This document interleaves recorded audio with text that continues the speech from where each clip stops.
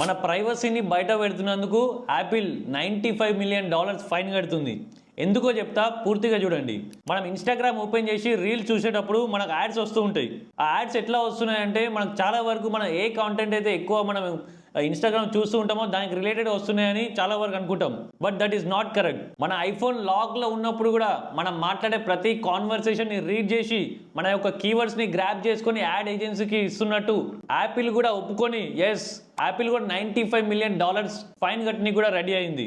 ఒకవేళ మీకు గినక డౌట్ ఉంటే మొబైల్ లాక్లో ఉన్నప్పుడు సైడ్కి పెట్టేసి ఎవరితోనన్నా ఏదైనా బిజినెస్ గురించి కావచ్చు, ప్రోడక్ట్ రిలేటెడ్ గురించి ఏదైనా డిస్కస్ చేయండి.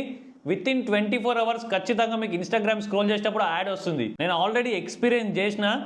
ఒకసారి ఇన్స్టాగ్రామ్ ఓపెన్ చేసి రీల్స్ స్క్రోల్ చేసేటప్పుడు నాకు వచ్చినటువంటి యాడ్ క్యాన్వా రిలేటెడ్. ఇది ఒక థంబ్నెయిల్స్, యూట్యూబ్ థంబ్నెయిల్స్ చేయడానికి మేము వాడేటువంటి సాఫ్ట్వేర్ ఇది. సో మేము రెగ్యులర్గా దీని గురించి డిస్కస్ చేస్తూ ఉంటాం కాబట్టి నాకు ఈ యాడ్ వచ్చింది. అండ్ ఇదొక్కటే కాకుండా let me scroll some more. Social media handling.